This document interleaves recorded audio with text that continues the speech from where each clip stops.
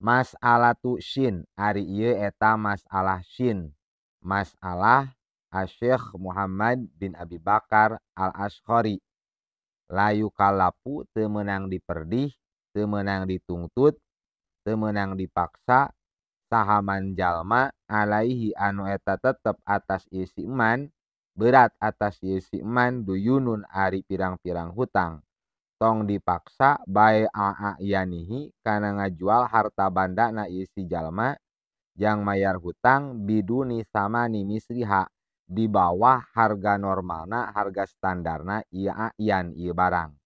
Jadi anu ngahutangkeun teu meunang maksa, teu meunang merdih, teu meunang nungtut, ngajual barangna anu boga hutang ku harga di bawah standar harga normalna eta barang.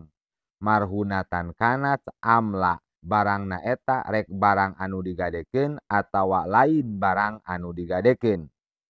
Kan kanat qimatuha ari ieu eta sapertos yen teu kabuktian hargana a'yan, hargana barang anu normal teh eta mi'atun 100 contona. Ngan wa wujida rogibun bisamanina. Ditemukeun jalma nu resepeun anu bogoh rek meuli eta barang tapi ku harga 80. Harga standar harga normal eta barang 100 tapi aya nu nawar 80. Tah anu ngahutangkeun tong maksa, tong merdih, tong nungtut kanu boga hutang supaya ngajual eta barang ku harga 80. Lamun maksa, lamun merdih, lamun nungtut sumawana main kekerasan nya doraka. Kumaha tuh kuduna?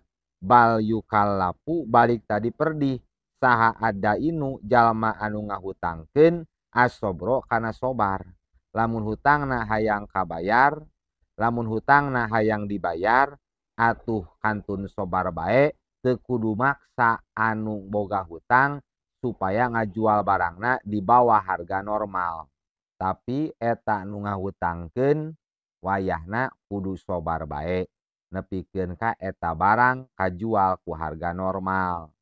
Tapi kade lamun sakira-kira hutangna 50, harga barang eta 100, geus kajual ku harga standar harga normal 100, anu dibikeun kanu ngahutangkeun teh hanya 50. Nu ngahutangkeun tong nyokot kabehanana 100. Tapi cokot we sesuai eta hutang nyaeta 50. Montong dicokot kabehanana.